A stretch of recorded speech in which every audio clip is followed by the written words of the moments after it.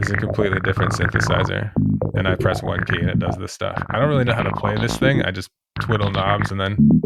Oh, So I loved whatever frequency that first tone was. I think it was the brown note. Let's see if I can find it again. It was this one. Just really gets into your guts. I did. I appreciated that. I was admittedly confused when you first made that noise. It's a confusing noise. Yeah, I didn't know what was happening. And there you were thinking that all of music had been explored, but it turns out that there were these deep gurgling tones yet to be musicized. Correct. Neat. We got to talk about. I have an intro because Bring it. when we're talking. Okay, so we're going to continue talking about competency crisis, and I'm going to try and keep this part as brief as possible so that we can move on to talk about customer service and profitability.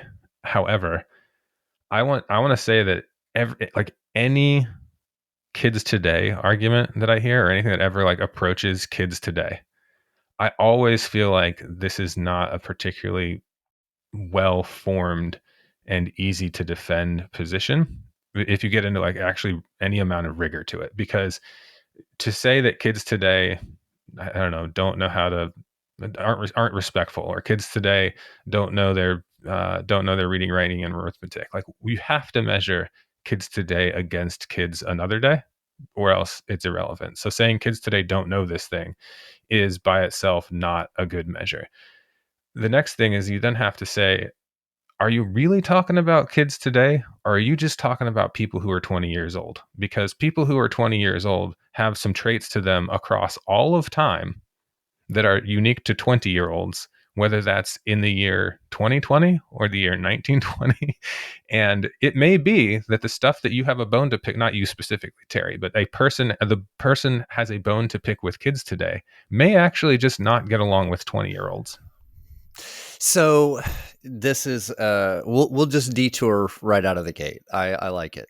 I as an addendum to that thought, I've thought, especially raising, you've met my son. I have children. You have children. For me, there has been, and has been the entire time, this dichotomy between screen time and stuff that I did as a kid.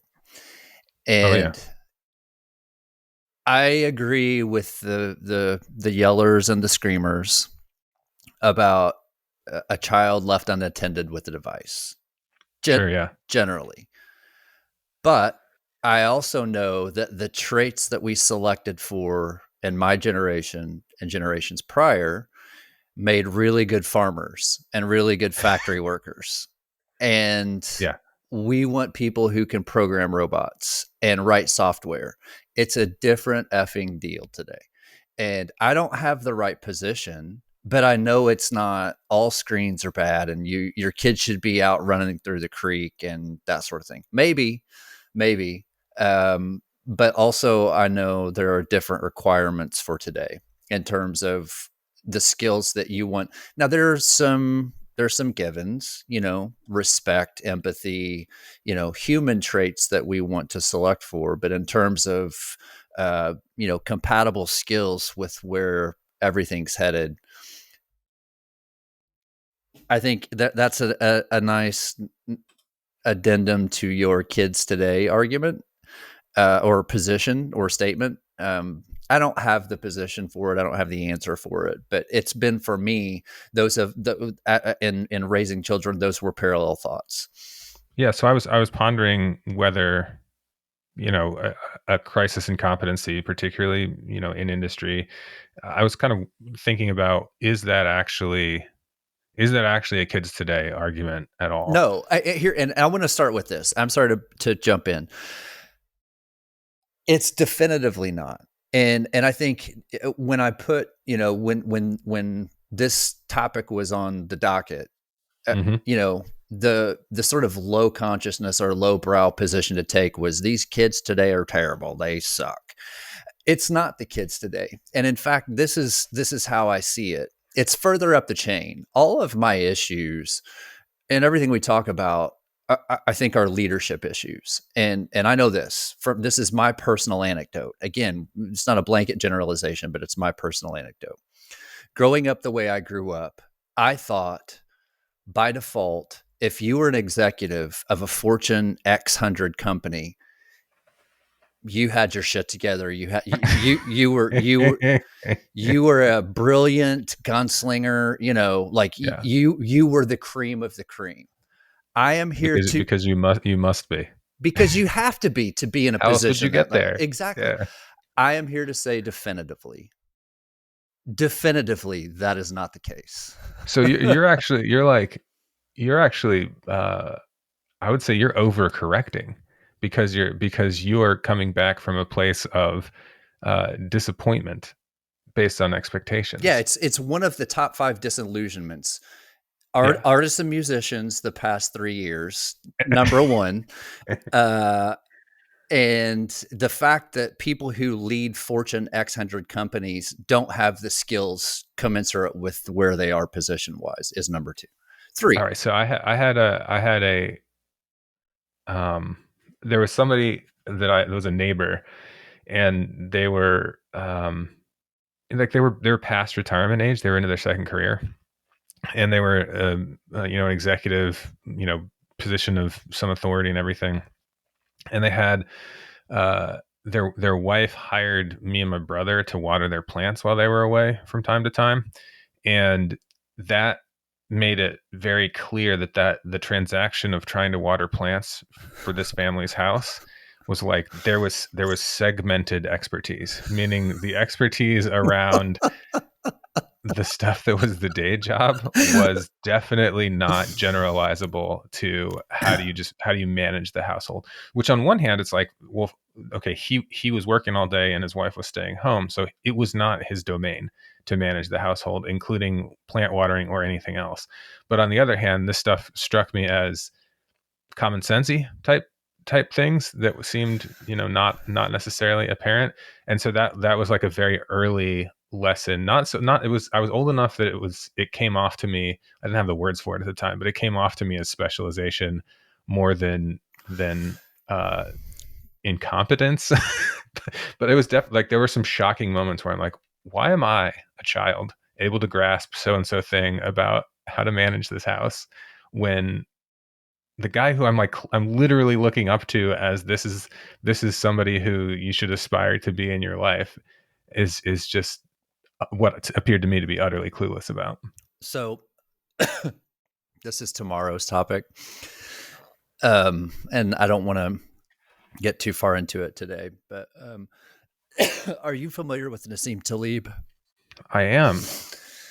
He has, and this is a paraphrase, but he has a quote ish, a paraphrase, a statement about CEOs. And it's essentially practically any CEO who rose through the ranks is a rent seeker.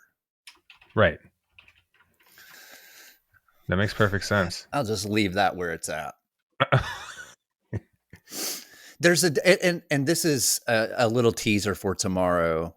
I want to go hard on this concept when we talk about competency crisis. Again, I think the easy low consciousness position is that it's hourly workers, that it's the frontline people that are just bad at what they do. Maybe. I mean, everyone has the expectation to be excellent. And I'm not, that's a deeply held position. It doesn't matter what your position, you should want to be excellent. But for, for the default position that customer service or that we're in a competency crisis and it's the wage earners that are the reason why, can pound sand, can absolutely pound sand. So And wouldn't we generally expect that ability and competence in the position you're in has some sort of a distribution with tails at each end? for sure. And this is, I love it that that's where you went. I, and I could be wrong. like this could be, and this is not, I've seen this before, so it's not like this is some novel concept. I think it doesn't matter what the position, brain surgeon, truck driver, whatever, you choose the occupation.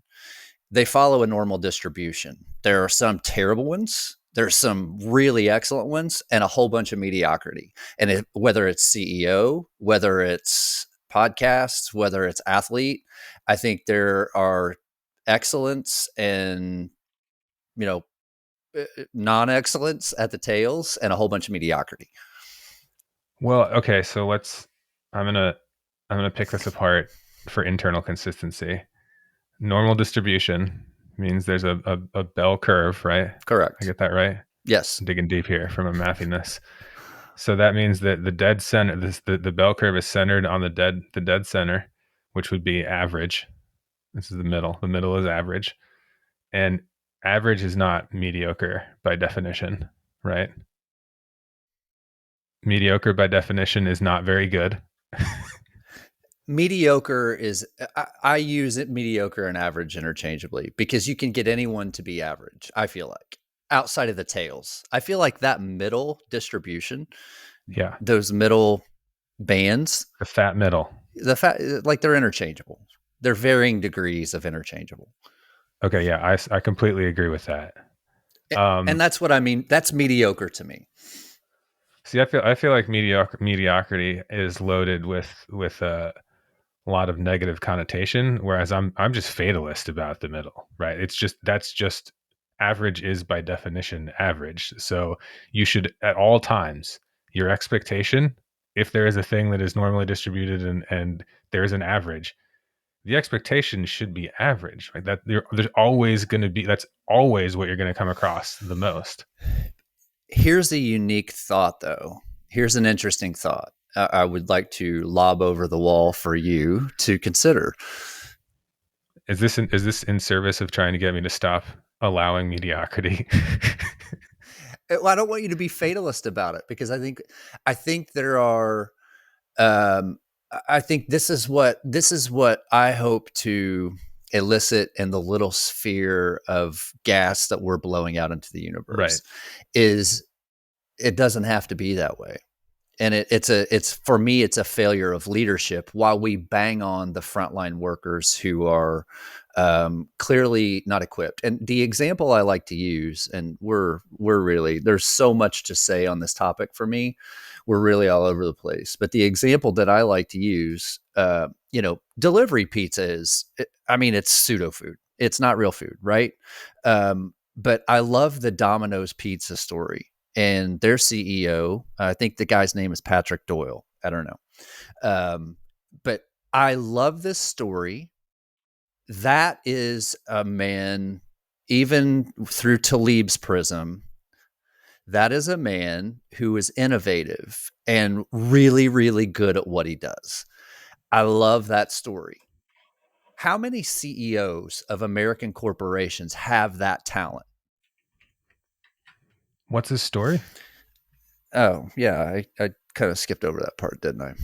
His story is Domino's Pizza was crap, right? It's still cardboard pizza. It's still Domino's Pizza. Well, hold on. Can I skip to the punchline? Is he the guy that oversaw the campaign that was the ads that basically said our pizza tastes like cardboard? Sorry, we'll do better. Yeah, but there's a preface to that, which I think is the key here. Is he made a determination that this was not the way this company was going to go, and he was going to follow the breadcrumbs to success wherever they led, or his version of success. In other words, he was seeking, he was intellectually curious, he was on a journey.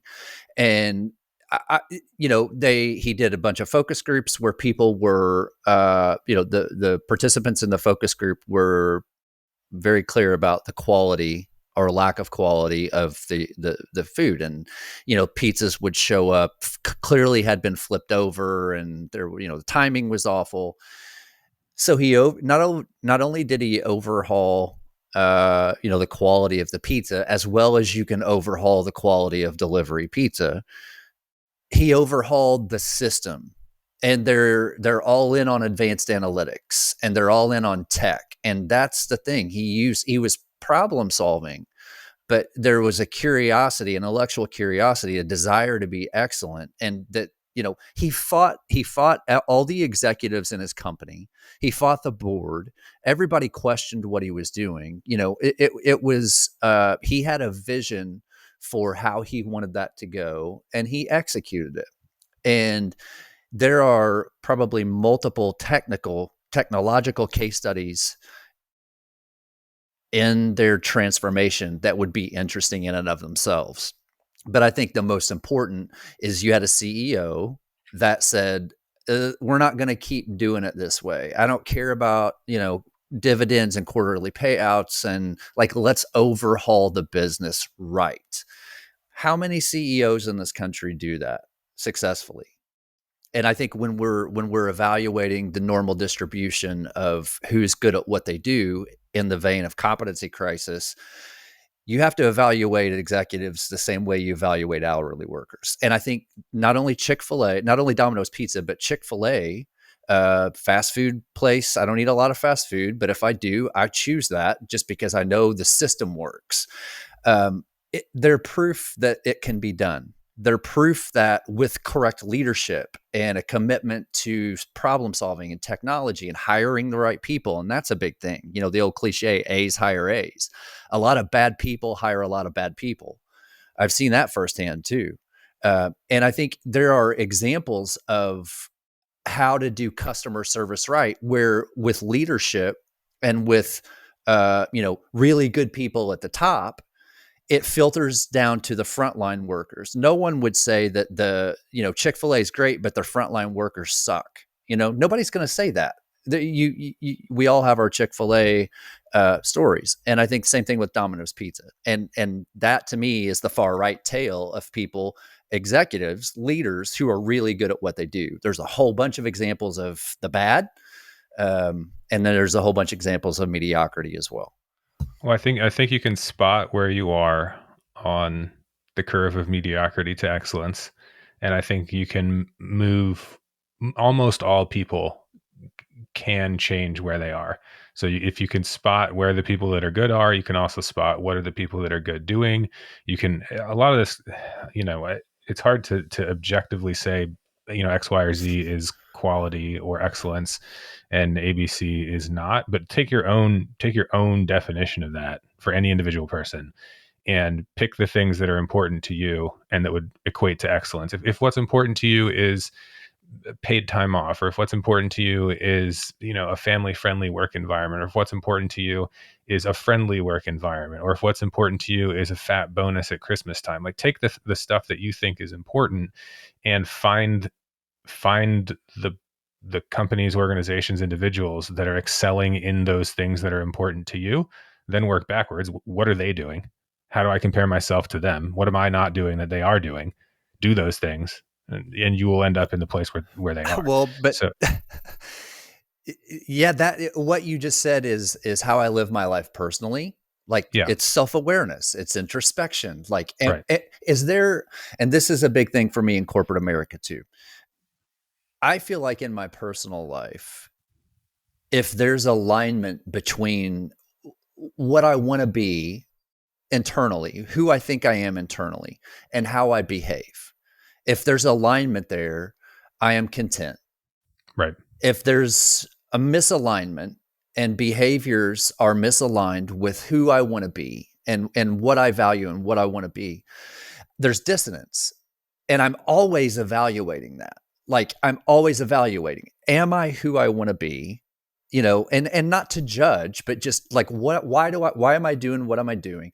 And I have found, this has been such a productive skill for me. I have found that I'm in the minority with that skill, with that process. Self-awareness is a human superpower. There are four. It's a human superpower that very few people have. And I think It's also teachable and learnable. it's very much so, very much so. And this, when we're talking about competency crises, it makes me want to, like, I get angry because the reflexive response of people in our level of society, educated, considered well-to-do, all things considered. I would question, how well-to-do, but by the metrics, that's the case. Our group, our class, the people we hang out with, the educated, the intelligentsia, whatever you want to call them, bag on the hourly people, the frontline people. Oh, customer service has gone to hell, and it's because these people are terrible at what they do. No, it's because they're bad leaders in their companies. That's why. Okay, so that's a great example. You pick a place that you as a consumer are buying on price about whatever the thing may be. You use fast food as the example, so let's use fast food as the example. You're buying on price and speed and convenience. You go shop a place that is fast and convenient and dirt cheap, and its name might start with an M, or it could start with a W. It could be inverted either way. Either way, upside down or right side up M. There's one for each of them. And you have chosen to go there knowing that what you're getting is a questionable quality, fast, cheap meal. Why even bother complaining about the A service? hundred percent. You're not paying for the service. You literally are not paying for the service, in the sense that if you were to get better service, it would cost you more money or more time or something. Like, somebody else can't solve that problem. But I think, and this is what we're discussing today. I think we're using fast food as an example, but that's not the entire picture. I think there is a legitimate customer service crisis in this country. And I think it's because you have people who are out of ideas driving the bus. I believe that strongly. And I don't believe it's that, the high school kids and fast food's not like, I want to pivot from fast food and get into the world we know. I have another example. Let me give you another. I'm not going to name a company, but imagine a big, you know, Fortune Fortune 500 or Fortune 50 global multinational manufacturer in some kind of hard goods, right? Like, or in paints and chemicals or something like that. Like, there are there are some of those companies where you run into the people and, like, it's excellence everywhere, and there are other of those companies where you run into them and you're just perpetually disappointed by how a little bit below average almost everybody there is. And that could be below average by performance. It could be below average by ease of work. It could be below average by culture. I mean, I think I've probably talked to you before about the manufacturing blame culture, right? So if you, the, the easiest path to go down in a manufacturing organization, particularly as it gets bigger and as the supply chain gets stretched out, is to look for fault finding, right? So because it is a problem solving industry, that the flip side of problem solving is fault finding, right? So if the line went down, the answer could be the line went down, so let's do root cause analysis, or the line went down, therefore we're losing money, therefore somebody here must have effed up, so let's start pointing fingers so it doesn't happen again. One of those is hard, one of those is easy. If you incrementally take the easy path over and over and over and over and over again toward fault finding and finger pointing, now repeat that through an entire supply chain, repeat that across decades, you're not going to have an organization that is taking, ownership and responsibility, and you're not going to have decision making that it's taking place at the right place. It's going to be a very childish and simplistic organization. And it all goes back to Toyota production system, which, even when Toyota basically, like, went into a JV with GM in Fremont, which is now the Tesla plant, Toyota was like, here's what we do. Here's how we do it. Let's make exactly the same cars. We'll make Corollas. You make Geo Metros. It's all going to come off the same line. We'll show you everything that we do. Well, here's the process. Here's this. And there's nobody says that ended up with GM copying and emulating Toyota production system. Everybody knows that's not how the story ended. I'm very much a fan of the point that you just made, and it's that parallel competing responses to problems in corporation. And this is the culture of a corporation, and this is a broader point for me. But it's when something goes wrong, are you Are you doing root cause analysis and collaboratively trying to figure out what it was, or are you fault assigning? And again, people who aren't good at what they do throw downhill the blame of this failed because there's a lot of external assigning of blame in bad cultured companies. And I don't think it's just people that don't know that aren't good at what they do. That's too simplistic a response, right? To say that you blame because you aren't good at what you do is an oversimplification as well. It's if what you're used to is blaming, if what you have been coached on is blaming, if what you have repeatedly been reinforced to be the most successful way to retain your job is blaming and avoidance, then you're gonna keep going down that path. You're not dumb to do that. You're not bad to do that. You are smart to do that because what's important to you is having your job. yeah, I guess, and I guess that brings me back to Taleb's point, and expanded beyond just the CEO. But I think people who are really good at what they do innovate, and they find ways um, to succeed intrinsically, and the responsibility is not on someone else. Like, there's a vision, there's a passion. And I really want to reframe that. Like, in our little sphere of the world, in our conversation, I really want to reframe the customer. And there is a competency crisis with customer service, and I want to go through the article or the survey that I sent to you this morning. I don't know if you had a Hmm. chance to look at it. I want to go through that. There's something that irritates me in that too, but I, it, just the concept that all of the customer service issues, whether it's Microsoft support, or whether it's the local garage, or whether it's the automobile that you've purchased, the idea that it's the frontline person that you deal with, that it's their fault, I challenge that. I think the whole organization's bad. And I think the competency crisis with customer service is a failure of leadership as much as is a failure of the hourly worker that we all have to interface with when we're purchasing service or product X. And And is that something that perpetuates because quarterly results reward a race to the bottom? I mean, yes, is that kind of yes, what you're getting at yeah, here? exactly, exactly. I think, and I've seen this. I think it's easy to manage to stock performance. I think it's easy to manage just because you have to, but I think it's hard to do. And again, just I say this from my perspective and what I've done.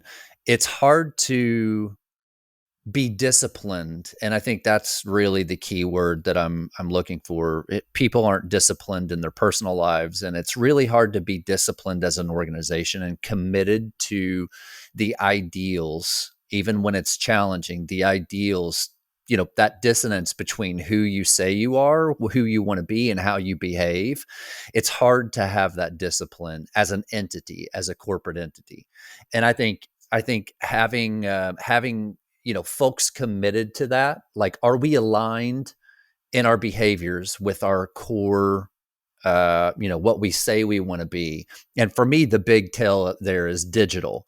We're going digital to the core. We're going to be, we're going to sell. Everything we do is AI and ML. Well, are you? You know, What's the minimum timeline that it takes to be committed to that day, any identity? that Any identity. that day, that day, like the day that you decide you want to do it, the results are going to lag.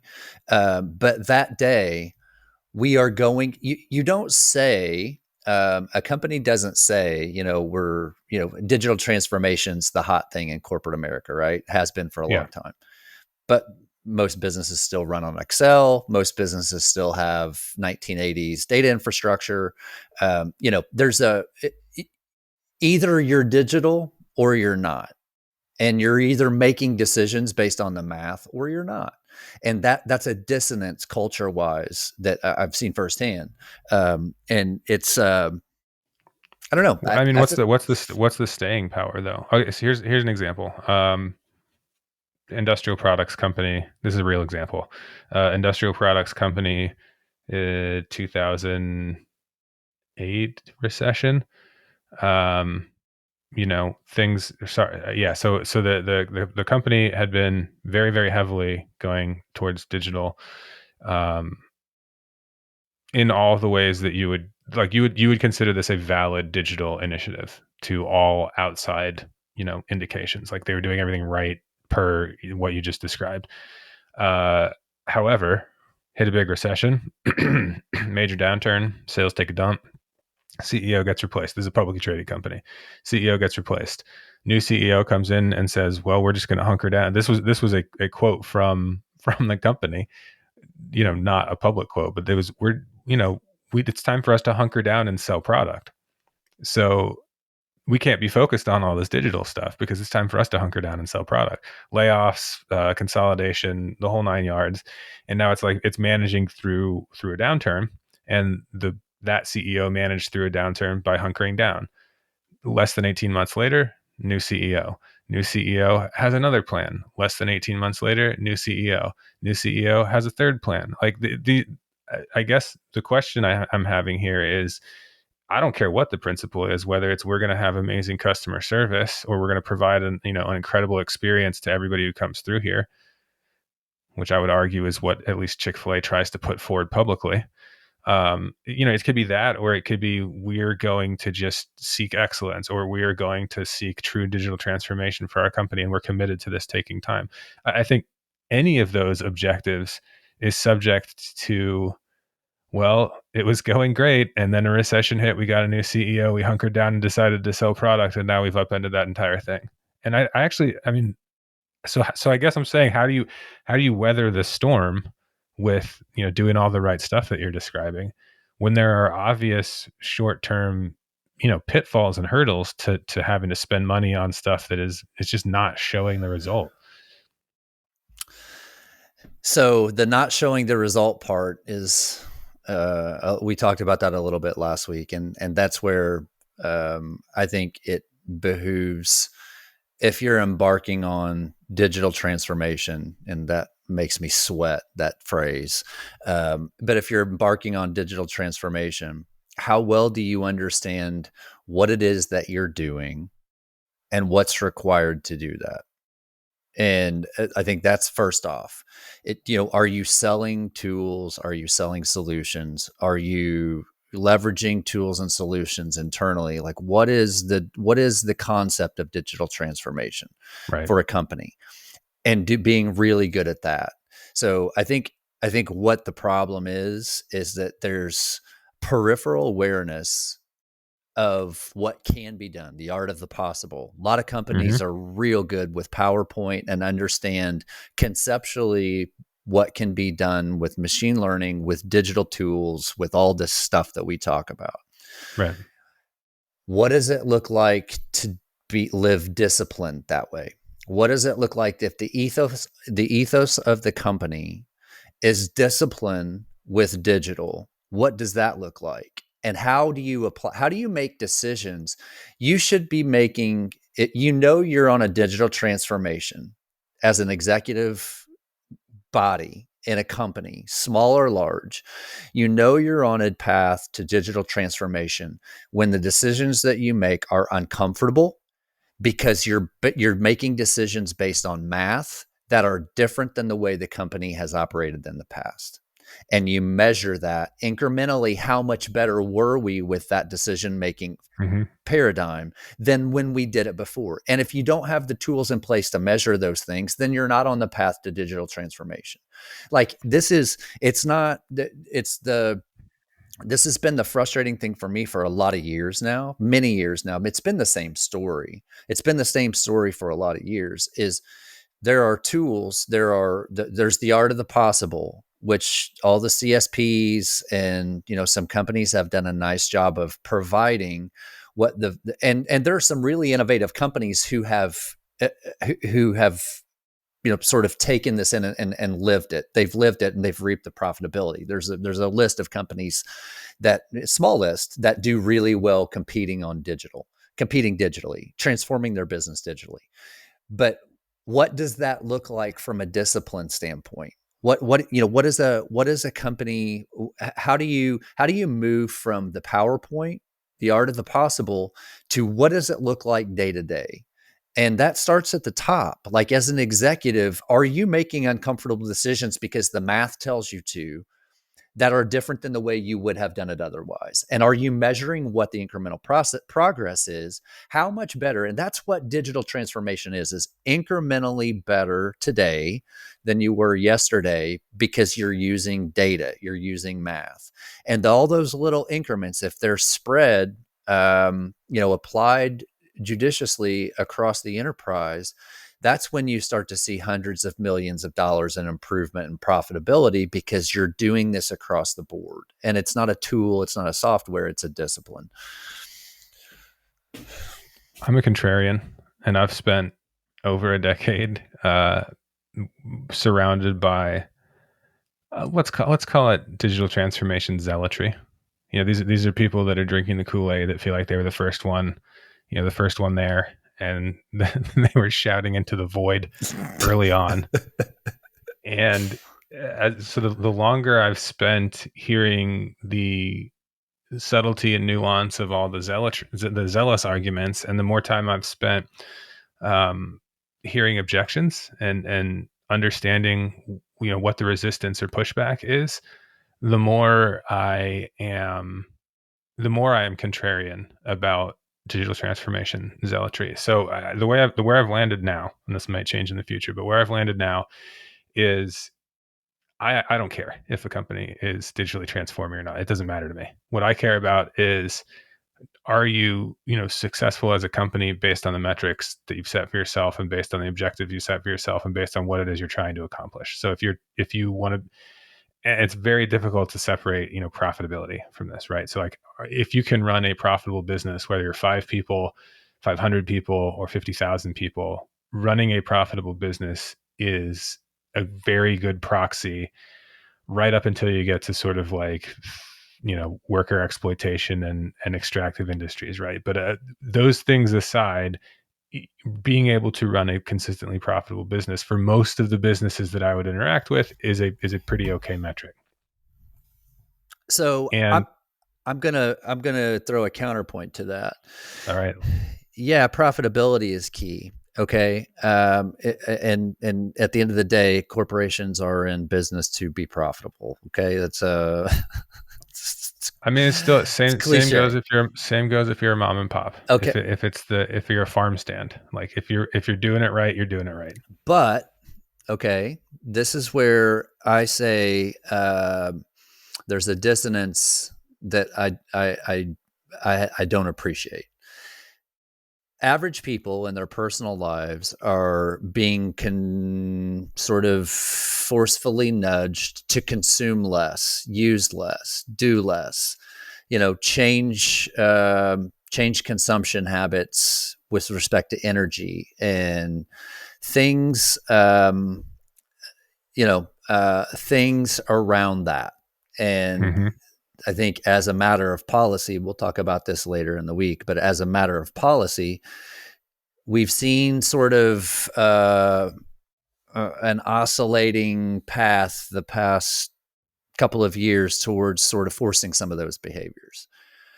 I think digital transformation is not a luxury that corporate America should get to skate on. It should be mandatory for them too. And I think a lot of that is taking place. Whatever the validity of ESG is, that's above my thinking.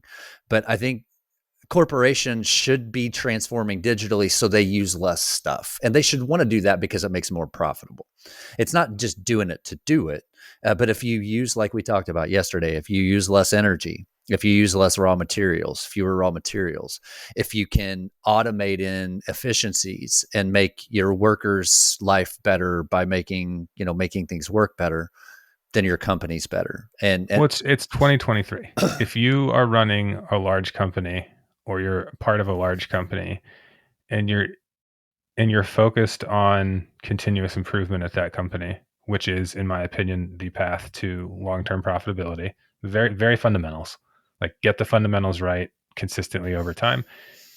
It's very difficult to be focused on continuous improvement and have no utilization of digital technology. And like, so so Totally so agree. it's so it's things like, if you're simply not looking from side to side because you got blinders on to, this is the way we did it, that was, it was mechanized but not digital, or it was manual but not documented digitally. Like, all of these things have incremental steps that you can take, that when you look at the all of the tools available at your disposal, there will be unambiguously, overwhelmingly, by any criteria, an incentive to digitize that process, or digitize that operation, or whatever, the record keeping, the information sharing. And so, if you're not looking at this, this is so reductive as to be almost absurdist, right? But it's if you're you know it seems obvious that there's computers everywhere, so why wouldn't you use computers in your operation? Well, you wouldn't use computers in your operations because it's not the be all end all. It's not going to fix all of your problems. But if you're not consistently adopting that places where it does fix your problem, and if you're not consistently looking at where are all the problems, what are all the ways that we could fix them, and how do we make sure that every single day we're fixing a problem to make it better than it was the day before, if you're not looking at it that way, then you're going to have a really hard time continuing to be profitable. And if you are looking at it that way, all roads are going to lead to some degree to something digital. And so that path to digitization, as opposed to just, there are computers, you should apply computers that will solve your problem, I think that's flipped on its head. And it ought to be, there are problems, there are solutions. Many of those problems need a digital solution. Some of them don't, but we're here to solve problems. So that's that, fundamentally here to solve problems, here to do continuous improvement as a never ending, cultural objective. I totally agree.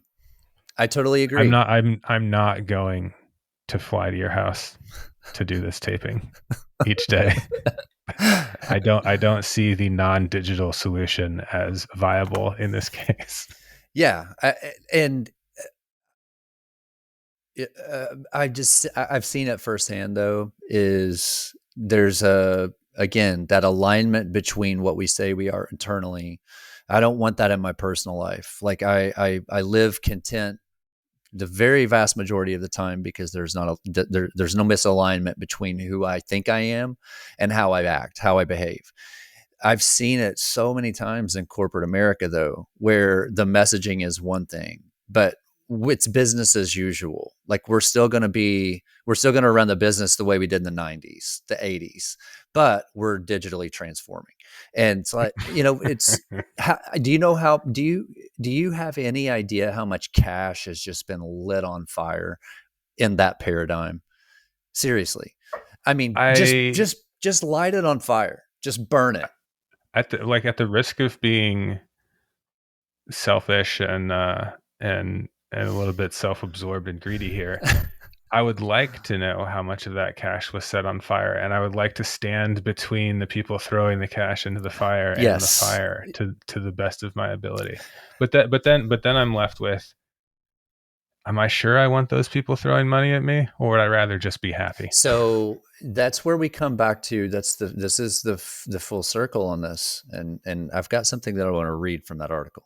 Yeah, bring it But up. this is where we're full circle on this. Is that's a competency crisis. That's a competency crisis. Customer service, a leadership crisis in terms of, are you is as an executive at whatever level you're at, are you really good at what you do?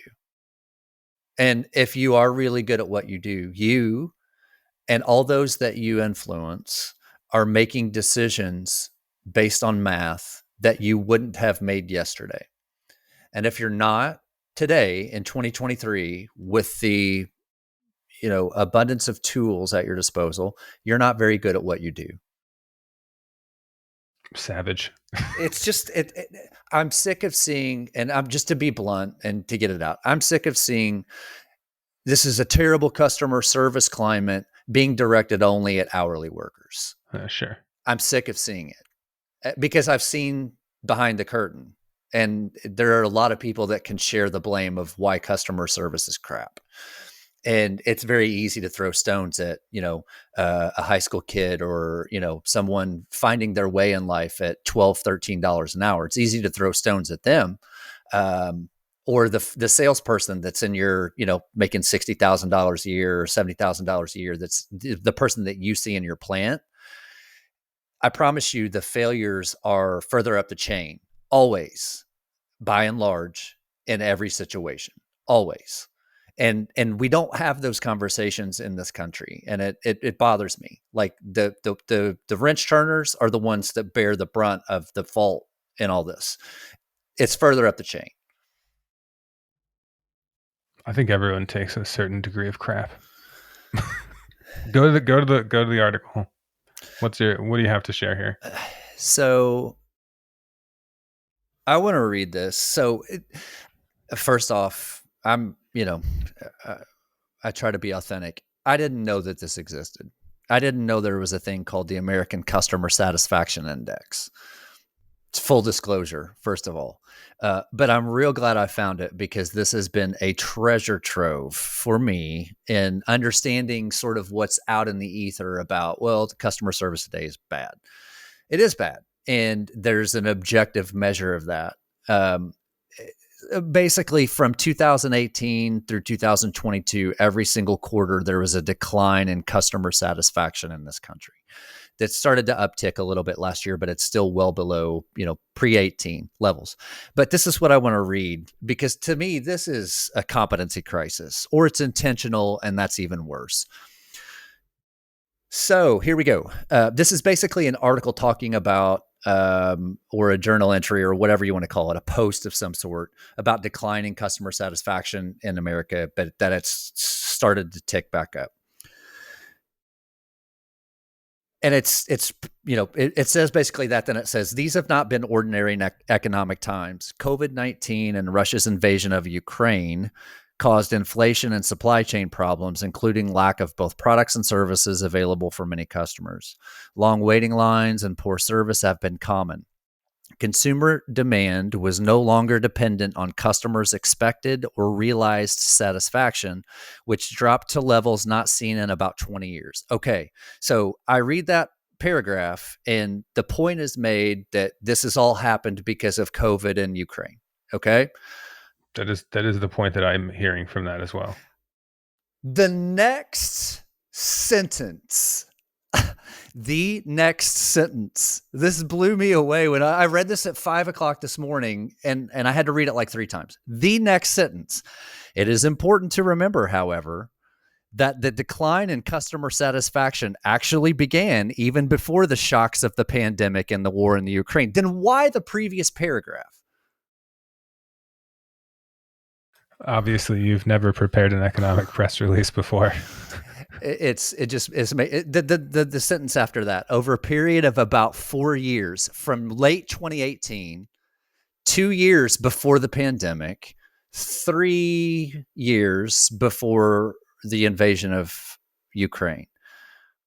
From late 2018 until mid 2022, customer satisfaction dropped almost every quarter. Eventually, the satisfaction of American consumers fell to its lowest level in nearly 20 years. And, nevertheless, beginning in the second half of 2022, 4 consecutive upticks suggest that the worst might be over. Whatever. Are you kidding me? I got out of that world. I don't write economic press releases anymore. I don't collect statistical data. I've seen how it works, and I'm done with that. It's too much for me. Give me a robot to build. That's much more my speed. And I get that. And it doesn't have to be that, but that's clearly, and maybe there's reason for it. I'm the first to say I don't know what I don't know. And there's reason for those things. And me and my little, cubicle in Louisville, Kentucky, there may be reasons that are beyond my comprehension. Fine. I'll admit that. But from a person who appreciates logic, You can't tell me in one paragraph that the reason why customer satisfaction has declined precipitously is because of two events. And then in the very next paragraph say, oh yeah, this decline actually started 3 years before one event and 2 years before the other one. Like, to me, those are the types of things that bother me about where we're at. Not hourly workers, not, McDonald's workers aren't, chipper and super competent. I don't care about that. I frankly don't. That's not my world. I care about further up the chain. And that's the kind of stuff that drives me crazy. You know what I like about the post pandemic McDonald's. I'll use McDonald's specifically. So one of my neighborhood McDonald's, actually two of my neighborhood McDonald's don't have a drive-through at all. Which, we talk about the importance of digital. I need brick and mortar improvements to these places. I don't want to get out of my car. Yeah. That you know what? That's going to make me go to Wendy's. That and the extremely bad food at McDonald's that I don't like. I'm going to go to Wendy's.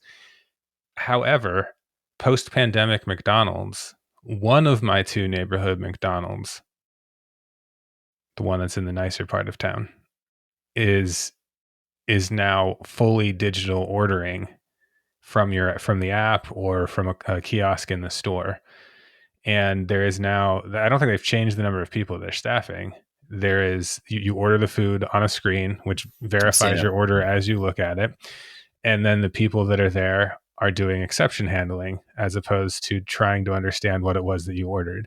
And if you messed up your order because you fat fingered it into the very large, very clear screen, there is no room. I mean, you can still trash the customer service people, but now you're literally yelling at a machine about how the machine doesn't work.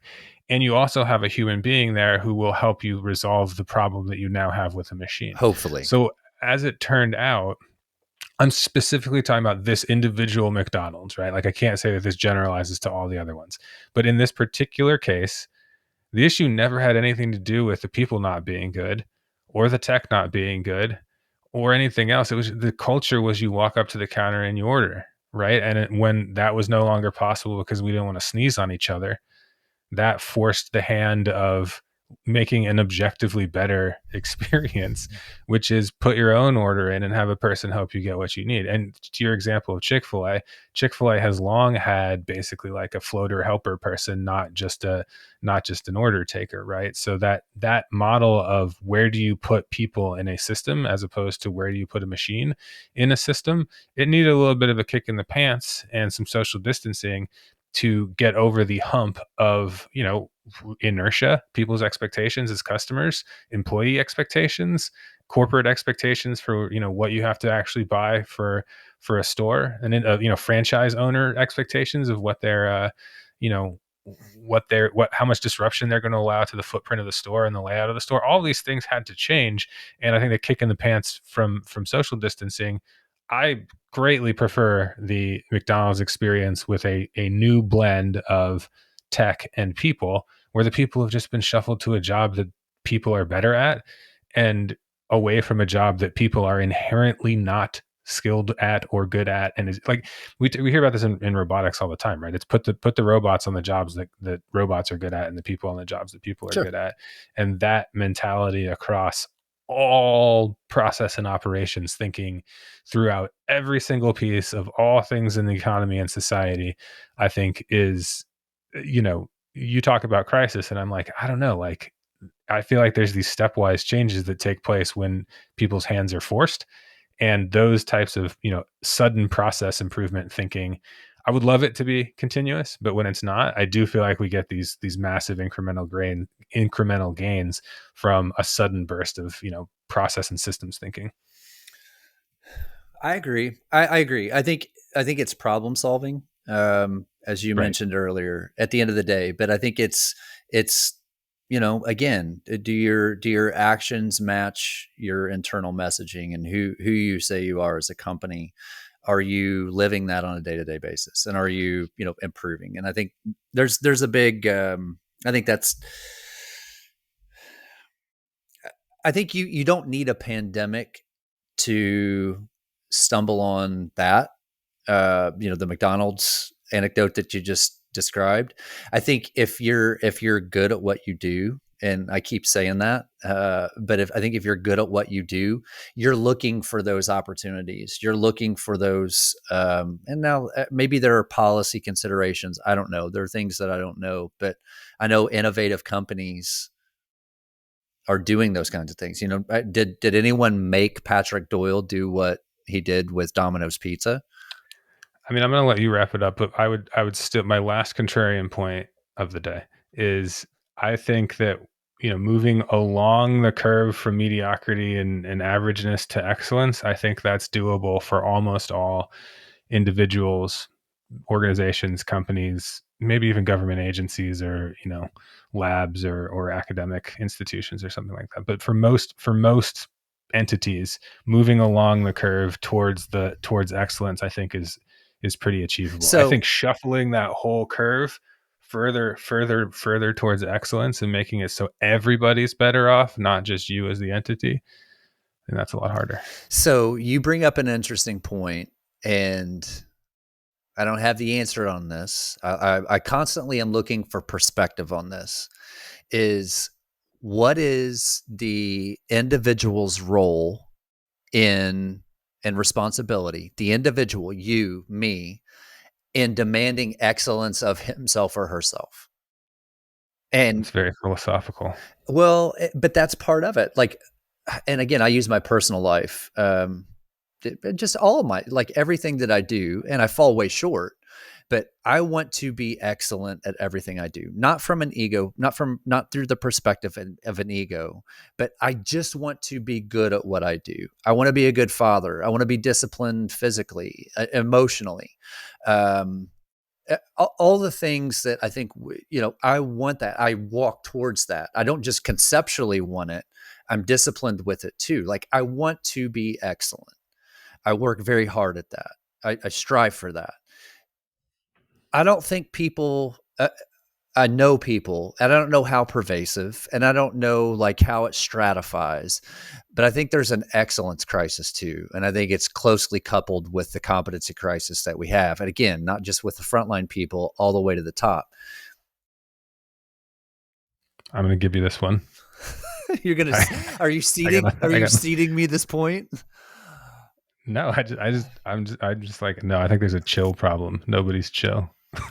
Well, you can be chill and still want to be excellent. Like I feel like I achieve both those things. Maybe not today, maybe not this past hour. I've been a little bullhorny, but I don't know. I think you can be empathetic and self-aware and still want to be excellent. I think all those things can coexist. I think I journaled this morning that I'm accepting that nothing matters, which is a far cry from from excellence. I know you don't think that though. Like I don't know. I know I you don't don't know. think that. I don't know. Maybe I want to think that nothing matters. Are we Or gonna? maybe having nothing matter at all is the most definitionally excellent, because you've reached a higher plane of acceptance of what it all means. No. You have to accept that nothing matters, or else you'll never be able to achieve true excellence. But see, I see the that you don't believe that. Looking at the background of your studio there, you have three things probably that matter to you. I know. So Yeah, pieces of shredded paper stuck on a wall in patterns that are pleasing to the eye. but had I get sent you those pieces of shredded paper, they would have long since been in a recycling bin or a trash can somewhere. But they came from your children or from folks that you are fond of. So They're gonna end up in the trash can after they spend some time on the wall.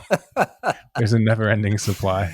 there's a comedian that I really like named Dan Cummins, Yeah. a stand-up comedian, and he has a bit about talking about how he likes to think that he's responsible. His daughter is an artist now, and he said, "I'd like to think I have a hand in that because as when she was little, family members were too quick to throw out compliments." He's like, "I didn't do that. She brought me a picture of. She told me was a drawing of their dog." He's like, "No, it's not it." He's like, "Look at that dog laying right over there."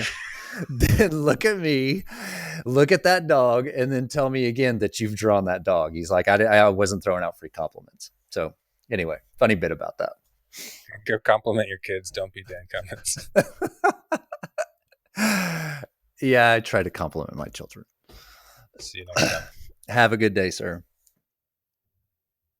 Here's that brown note again. Walk it out.